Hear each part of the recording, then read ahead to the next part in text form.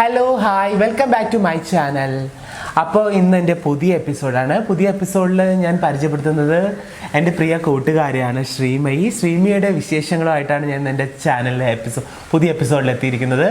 അപ്പോൾ ശ്രീമയെ പരിചയപ്പെടാം. Hi Shri. Hi. പറയൂ, എന്തൊക്കെയാണ് വിശേഷങ്ങൾ? വിശേഷം എന്ന് വെച്ചാൽ നല്ല വിശേഷം. മഴയാണ്, ചെറുതായിട്ട് ഇപ്പോൾ മഴ പെയ്യുന്നില്ലേ.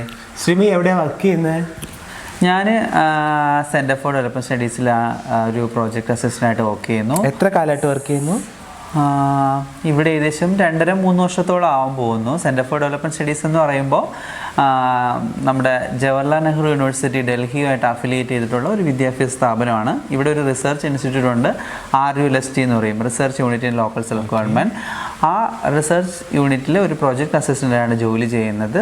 എൻ്റെ റിസർച്ച് യൂണിറ്റിൻ്റെ ഹെഡ് എന്ന് പറയുന്നത് എല്ലാവർക്കും അറിയായിരിക്കും, ദേവിക മാമാണ്.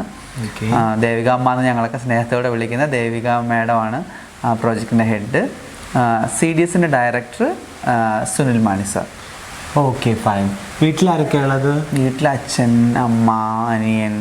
വീട്ടിൽ ആരൊക്കെ ഉണ്ടെന്ന് ഞാൻ ഫോർമാലിറ്റിക്ക് ചോദിച്ചാൽ എനിക്കറിയാം. ഞാൻ പോയിട്ടുണ്ട് ശ്രീയുടെ വീട്ടിൽ ആരൊക്കെ ഉള്ളതെന്ന്. വീട്ടിൽ ഈ ട്രാൻസ് ആണെന്ന് അറിഞ്ഞപ്പോൾ അപ്പോൾ തന്നെ അക്സെപ്റ്റ് ചെയ്തായിരുന്നു? ഒരിക്കലും ഇല്ല. 2014 ഞാൻ ട്രാൻസ് ഐഡൻറ്റിറ്റിയിൽ പുറത്ത് വരുന്നത് ഫസ്റ്റ്.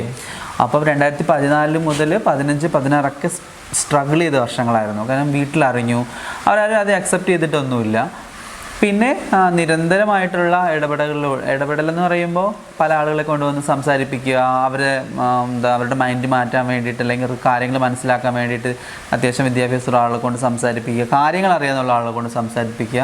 അപ്പോൾ പതുക്കെ അവർക്ക് മനസ്സിലായി ഞാൻ എന്താണെന്ന് അവർ തിരിച്ചറിയാൻ തുടങ്ങി പതുക്കെ. ഇപ്പോൾ എങ്ങനെയാണ് ഫാമിലി? ഇപ്പോൾ കുഴപ്പമില്ല, അത്യാവശ്യം ചെറിയൊരു ജോലി എല്ലാം ഉള്ളതുകൊണ്ട് വലിയ പ്രശ്നമില്ല. ജോലി ചെയ്യുന്ന സ്ഥലത്തൊക്കെ സ്ഥാപനത്തിൽ ഞാൻ പറഞ്ഞു, ഞാൻ ഇവിടെ 2017 ഞാൻ CDSE വരുന്നത്. ഇപ്പോൾ 14, 15, 16 സ്ട്രഗിൾ ചെയ്ത വർഷങ്ങളായിരുന്നു സത്യം പറഞ്ഞാൽ. 17 ഞാൻ ആദ്യം മുതൽ 17 തുടക്കം മുതൽ ഞാൻ CDSEൽ വന്നു. ഇവിടെ ഒരു ഓപ്പർച്യൂണിറ്റി ഉണ്ടായപ്പോൾ എന്നെ ദേവിക മാഡം വിളിച്ചു. അപ്പോൾ ഞാൻ വന്നു, എൻ്റെ ഐഡൻറ്റിറ്റിയിൽ ജോലി ചെയ്യാനാണ് താല്പര്യം എന്ന് പറഞ്ഞു. പിന്നെ ഏറ്റവും പ്രധാന ട്വിസ്റ്റ് എന്ന് വെച്ച് കഴിഞ്ഞാൽ ഇവിടെ ഞാൻ ആൾറെഡി എൻ്റെ മെയിൽ ഐഡൻറ്റിറ്റിയിൽ ജോലി ചെയ്തിട്ടുണ്ട് 1 വർഷം. ഇവിടെയുള്ള എരിതരാജൻ സാറിൻ്റെ പ്രോജക്റ്റിൽ മെയിൽ ഐഡൻറ്റിറ്റിയിൽ ഞാൻ ജോലി ചെയ്തു. ദെൻ അത് കഴിഞ്ഞിട്ട് എൻ്റെ ഒരു റീഎൻട്രി ആയിരുന്നു ശ്രീമയി ആയിട്ട്. ഓക്കെ. ഇപ്പോൾ താമസമൊക്കെ എന്നും വീട്ടിൽ പോയിട്ട് വരുമോ അതോ? ഇല്ല, വീട്ടിൽ ആഴ്ചയിലൊരിക്കലേ പോവുള്ളൂ. എനിക്കതാണ് എടുത്തു പറയേണ്ട കാര്യം. കാരണം ഞാൻ ജോലി ഐഡൻറ്റിറ്റി റിവീൽ ചെയ്ത ആ ഒരു പ്രശ്നങ്ങളുമായിട്ടൊക്കെ ഞാൻ കുറച്ച് നാൾ ട്രിവാൻഡ്രം വിട്ടു നിന്നു. അപ്പോൾ വീട്ടിലൊന്നും പോവില്ലായിരുന്നു. തിരിച്ച് ഇവിടെ ജോബ് കിട്ടി വന്നപ്പോഴും എനിക്ക് വീട്ടിൽ നിന്ന് എൻ്റെ ഐഡൻറ്റിറ്റിയിൽ വരാൻ ഭയങ്കര ബുദ്ധിമുട്ടായിരുന്നു. അപ്പോൾ താമസ സൗകര്യം എന്ന് പറയുന്നത് എപ്പോഴും ഒരു ചോദ്യചിഹ്നമാണ്. പക്ഷെ അവിടെയും CDS എന്നെ കൈവിട്ടില്ല. എനിക്ക് ഇവിടെ ഒരു ഹോസ്റ്റൽ റൂം ശരിയാക്കി തന്നു. അതിനും എനിക്ക് ഇവിടുത്തെ രജിസ്ട്രാർ സുരേഷ് സാറിനോടും അതുപോലെ മാഡത്തിനോടൊക്കെ ഒരുപാട് നന്ദിയുണ്ട്. അവിടെയാണ് ഞാൻ ഇപ്പോഴും താമസിക്കുന്നത്. കഴിഞ്ഞ 2-2.5 വർഷമായിട്ട് CDSൻ്റെ ഹോസ്റ്റലിൽ തന്നെയാണ് താമസിക്കുന്നത്. ഒരു കുഞ്ഞു ഹോസ്റ്റൽ റൂമുണ്ട്. ഓക്കെ. അപ്പോൾ ഫുഡ് നമ്മളിപ്പോൾ ഇരിക്കുന്ന ഈ സ്ഥലം ഇതാണ് ക്യാൻറ്റീൻ. അപ്പം മെസ്സുണ്ട്. ഇവിടെ നല്ല കുടുംബശ്രീ ചേച്ചിമാരാണ് ഭക്ഷണം ഉണ്ടാക്കുന്നത്. അപ്പോൾ നല്ല സ്നേഹത്തോടെയുള്ള ഭക്ഷണം ഇവിടെ നിന്ന് കിട്ടും. Homely atmosphere. ശനി ഞായറും വീട്ടിൽ പോകും. വെള്ളിയാഴ്ച വൈകുന്നേരങ്ങളിൽ വീട്ടിൽ പോകും. ശനി ഞായറും വീട്ടിലായിരിക്കും. തിങ്കളാഴ്ച രാവിലെയും വരും. Okay, fine.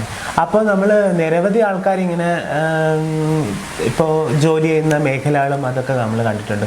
അപ്പോൾ ശ്രീ ഇത്രയും ഒരു 2-3 വർഷമായില്ലേ ജോലി ചെയ്യുന്നു? 3 വർഷമായിട്ട് ജോലി ചെയ്യുന്നു. അപ്പോൾ അധികം ഭയങ്കര എല്ലാവർക്കും എനിക്ക് തോന്നുന്നു ഭയങ്കരമായിട്ട് അറിയില്ല അങ്ങനെ ഒരു സംഭവം അങ്ങനെ തോന്നുന്നു? ഉണ്ട്. മീൻസ് ഐഡൻറ്റിറ്റിയിൽ, അതായത് ട്രാൻസ് ഐഡൻറ്റിറ്റിയിൽ ഒരു മുഖ്യധാര സ്ഥാപനത്തിൽ ആദ്യമായിട്ട് ജോലിക്ക് കയറുന്ന ഒരു വ്യക്തിയാണ് ഞാൻ.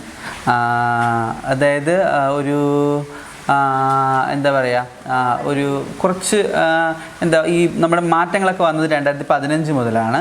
അപ്പം 17 ഞാൻ ഇവിടെ കയറുന്നു. അപ്പം പലയിടത്തും ജോലിക്ക് അപേക്ഷിക്കുന്നുണ്ടെങ്കിൽ ആരും എടുത്തിട്ടില്ല, ആരും അങ്ങനെ ഒരു ജോലിക്ക് വേണ്ടി എടുത്തിട്ടില്ല ആരെയും.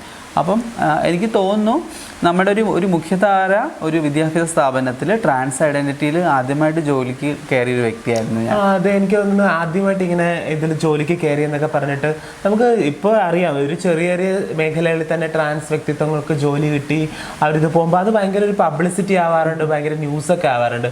പക്ഷേ ഞാൻ എങ്ങും ശ്രീയുടെ അങ്ങനെ ഭയങ്കര ഒരു ഇതായിട്ടൊന്നും കാണുകയോ ഒന്നും അല്ല, അന്നും അത്രയും പബ്ലിസിറ്റി ഒന്നും കൊടുത്തില്ല. കാര്യം വെച്ചാൽ CDSും അത്രയും ഒരു പബ്ലിസിറ്റി അവരും ആഗ്രഹിച്ചില്ല. കാര്യം വെച്ചാൽ ഞാനൊരു പോസ്റ്റ് ഗ്രാജുവേറ്റ് ആണ്.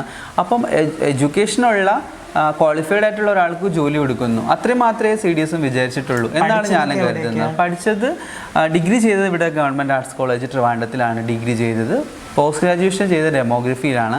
അത് നമ്മുടെ കാര്യവട്ടം ക്യാമ്പസിലാണ് ചെയ്തത്, ഡിപ്പാർട്ട്മെന്റ് ഓഫ് പഠിച്ചിരുന്ന സമയത്ത് നമ്മുടെ ഉള്ളിലുള്ളത് എന്താണോ അതിങ്ങനെ വരുമല്ലോ, അസ് യൂഷ്വൽ നമുക്ക് അറിയാമല്ലോ എങ്ങനെയാണെന്ന് വെച്ചാൽ. അപ്പോൾ ഒരു ഫെമിനിറ്റി ഉണ്ടെന്ന് ഫ്രണ്ട്സിനും അതുപോലെ തന്നെ ടീച്ചേഴ്സിനും ഒക്കെ അറിയാം, അവരൊക്കെ മെൻഷൻ ചെയ്യും, എപ്പോഴും മെൻഷൻ ചെയ്യും. അപ്പം അവരിത് മെൻഷൻ ചെയ്യുമ്പോൾ എനിക്ക് ഭയങ്കര വിഷമമായിരുന്നു. കാര്യം നമ്മളൊരു മെയിൽ അറ്റയറിൽ നടക്കുന്നു, അയ്യോ എന്താ എൻ്റെ മെയിൽ നെയിം പറഞ്ഞിട്ട് അയ്യോ പെണ്ണിനെ പോലെ ഇരിക്കുന്നു, പെണ്ണിനെ പോലെ നടക്കുന്നു എന്ന് ഭയങ്കര വിഷമം തോന്നിയിട്ടുണ്ട്. പക്ഷെ അപ്പോഴൊന്നും ആ ഐഡൻറ്റിറ്റിയിൽ ഒരു പ്രൈഡ് ആവണം, അല്ലെങ്കിൽ നമ്മളൊരു അഭിമാനമുള്ളവരാവണം, അതെങ്ങനെയായിരിക്കും നമുക്ക് അതിലൊരു അഭിമാനം കണ്ടെത്തുക എന്നൊക്കെ ഒരു കൺഫ്യൂഷൻ ഉണ്ടായിരുന്നു. മീൻസ് ട്രാൻസ് ഐഡന്റിറ്റി പറ്റി പറയുന്നതാണ്. ഇപ്പോ എനിക്ക് തോന്നുന്നു ആ വീട്ടിലൊക്കെ അക്സെപ്റ്റ് ചെയ്തു എന്ന് ശ്രീ പറഞ്ഞു. പിന്നെ ജോലിയൊക്കെ ആയി, ജോലിയൊക്കെ ഉണ്ട്. അപ്പൊ ഇനിയിപ്പോ അടുത്ത് ചിന്തിക്കാൻ പോകുന്നത് വിവാഹത്തിനെ പറ്റിയാണ്. എന്താ വിവാഹത്തിനെ കുറിച്ച് പറയാനുള്ളത്? വിവാഹത്തിനെ പറ്റി ചിന്തിക്കുന്നുണ്ട്. ഒരു പെർമനന്റ് ജോലി കിട്ടിയിട്ടാണ് വിവാഹത്തിനെ പറ്റി ചിന്തിക്കുക. കാരണം ഇപ്പോൾ ഒരു കോൺട്രാക്ട് ജോബാണിത്. ഞാനൊരു 3 years ആയിട്ട് ജോലി ചെയ്ത് വരുന്നു, ഇനിയും കുറച്ച് നാളുകൂടെ ഉണ്ട്. പക്ഷേ എനിക്ക് തോന്നുന്നു നമ്മളൊരു വിവാഹത്തിനെ പറ്റി ചിന്തിക്കുമ്പോഴും നമുക്ക് സ്ഥിരമായിട്ടൊരു വരുമാനം ഉണ്ടാവണം. ഒരിക്കലും ഒരു പാർട്ട്ണറിന്റെ വരുമാനം കൊണ്ട് മാത്രമേ ഇന്നത്തെ സമൂഹത്തിൽ നമുക്ക് ജീവിക്കാൻ പറ്റില്ല. ഇപ്പൊ ഈ ചെയ്തുകൊണ്ടിരിക്കുന്ന ജോലി ഇപ്പൊ സ്ഥിരമാവണം, അങ്ങനെ എന്തെങ്കിലും ആഗ്രഹമുണ്ടോ? ആഗ്രഹമുണ്ട്. ഇവിടെ തന്നെ എനിക്ക് സ്ഥിരമായിട്ട് ജോലി ചെയ്യാൻ പറ്റിയാൽ എന്താ ഭയങ്കര സന്തോഷം. അങ്ങനെ സംഭവിക്കട്ടെ അല്ലേ? Thank you. കാരണം അത്രത്തോളം അക്സെപ്റ്റ് ചെയ്യുന്ന ആൾക്കാരാണ്. ഇപ്പം നമ്മളിരിക്കുന്ന ക്യാൻറ്റീനിലെ ആൾക്കാരാവട്ടെ, ഇവിടുത്തെ ചേച്ചിമാരാവട്ടെ, ഇവിടുത്തെ സ്റ്റാഫ് ആവട്ടെ, ഫാക്കൽറ്റീസ് ആവട്ടെ, ശ്രീമയെ കാണാൻ വേണ്ടിയിട്ട് ഞാൻ അവിടെ പ്ലാനിങ് ബോർഡിലേക്ക് ചെല്ലുകയുണ്ടായി. അപ്പോഴത്തേക്കും എന്താ പറയുക, ഭയങ്കര എല്ലാവർക്കും ശ്രീമയെ പറ്റി പറയുമ്പോൾ ഭയങ്കര ഒരു അഭിപ്രായമാണ് ശരിക്കും. എല്ലാവർക്കും ഒരു ട്രാൻസ് വ്യക്തിയാണ് എന്നുള്ള ഒരു ഇതില്ലാതെ ശരിക്കും ഒരു സ്ത്രീയായി തന്നെ ശ്രീമയെ അംഗീകരിച്ച് തൻ്റെ തൊഴിലെടുത്ത് അത്രയും ഒരു അംഗീകരിച്ചിട്ടുള്ളൊരു വ്യക്തിയെ എന്ന് പറയുമ്പോൾ തന്നെ നമുക്ക് വളരെയധികം അഭിമാനമാണ് നമ്മളെപ്പോലെ ഒരു ട്രാൻസ് കുട്ടി അങ്ങനെ അംഗീകരിക്കപ്പെടുന്നതിൽ.